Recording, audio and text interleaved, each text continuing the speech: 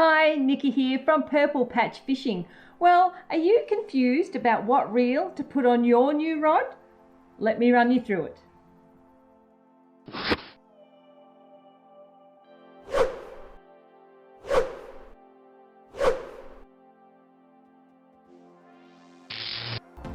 So, hopefully you've already had a look at my video on how to choose the right rod. If you haven't, check out the link above and that will get you started. So let's talk about reels. Where do you start? You walk into a tackle shop. The wall is just full of reels. So within each brand, there are different ranges. So you'll have your bottom of the range, your top of the range, and your in between.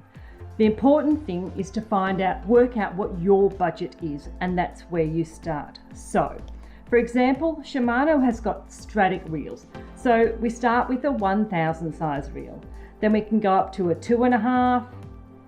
We can go up to a 4000 size reel. There's a big difference in these, and a lot of it to do, that's big difference in size, but it's also got to do with the weight of that reel and how it feels on the rod that you've just purchased. The most important thing that you can do when choosing a reel for your new rod is to take your rod into the tackle store with you. You need to try those reels onto your rod to make sure they feel balanced. What does balanced mean? Well, it feels good in your hand. The weight feels good. You don't feel like the rod tip's going to hit the floor, or you don't feel like the rod tip's flying right up on top of you. So make sure it's balanced. So where do you start?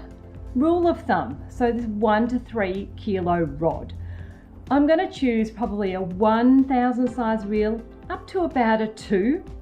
If you had a 2 to 4 kilo rod, you'd probably start at maybe a 2500 size reel. And 3 to 5 kilo rod, well, you're going to look at about a 3000 to a 4000 size reel. It just depends on the weight of that reel, and that's a general rule. But again, try your reel on your rod to see how it feels in your hand. So what is the difference between a $100 reel and a $1000 reel? Well, the more expensive it is, the better quality made it is. They're generally a lot lighter. They're made of a better material. The ball bearing, there's more ball bearings in it, so it's going to be a lot smoother in the wind. You're not going to feel that grinding. One of the major factors is the drag. When that line's pulled by that big fish, the drag is nice and smooth and not going to be jerky. And of course, the control on the drag. It's all going to be a lot better quality made the higher up in the price bracket.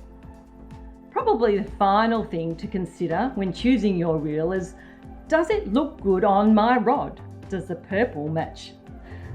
I hope you found this helpful. I'll catch you next time on the water.